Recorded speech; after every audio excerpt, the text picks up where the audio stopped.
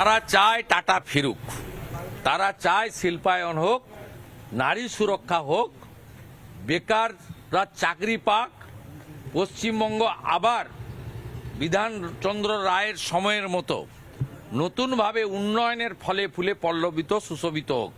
শুধু একটাই কাজ করতে হবে, মুক্ত কর ভয়, আপনো মাঝে শক্তি ধরো, নিজেরে কর জয়। যদি ভয় কাটিয়ে দিতে পারেন তাহলে তৃণমূল কংগ্রেস কোথাও জিতবে না। এমনকি দরিদ্র মুসলমানরা তারা বিজেপিকে হয়তো ভোট দেবে না, কিন্তু তৃণমূলকেও ভোট দেবে না, এইটুকু আমি বলে দিলাম।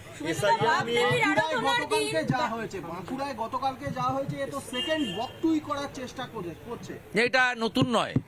আপনারা মনে হয় খাগড়া বাড়ি কুচবিহার দেখেননি, আমার গাড়ির উপরে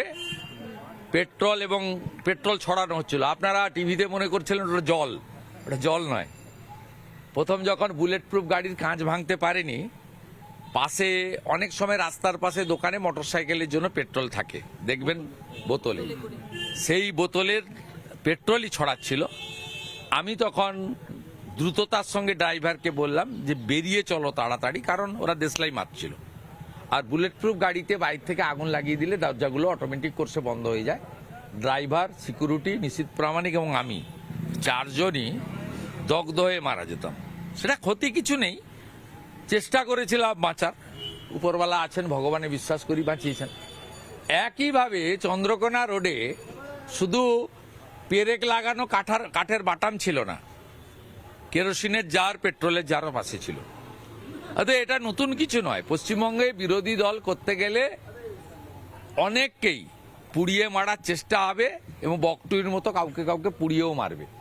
আগামীকাল আমি ওই পরিবারের সঙ্গে যাচ্ছি ওন্দাতে, এবং দেখা করার পরে ওন্দা থানার সামনে একটি শান্তিপূর্ণ বিক্ষোভ প্রতিবাদে অংশগ্রহণ করব। আমরা ল অ্যাবাইড পিপল, আইন হাতে তুলে নিতে চাই না, আমরা আমাদের প্রোটেস্ট রাখব। নরেন্দ্র মোদীজি বলে গেছেন যে বিহারের জঙ্গল রাজ খতম হয়ে গেছে, পশ্চিমবাংলায় মহা জঙ্গল রাজ জনগণকেই খতম করতে হবে। অতএব গণতন্ত্রে মানুষই শেষ কথা বলে, মানুষ যদি এগিয়ে আসেন, শুধু একটা কথাই বলবো, হিন্দুরা ভোটের দিনটা হলিডে হিসেবে পালন করবেন না, বাড়ি থেকে বেরিয়ে আসবেন, ভোটটা দেবেন। মহারাষ্ট্রে 5% বেশি ভোট পড়েছিল, বিপ্লব হয়ে গেছে।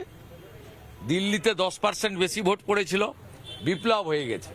এখন থেকে এপ্রিল মাস লিখে রাখুন, যত বিদেশে পড়াশোনার জন্য আছেন, কর্মসূত্রে আছেন, এখানকার ভোটার ফিরে আসুন।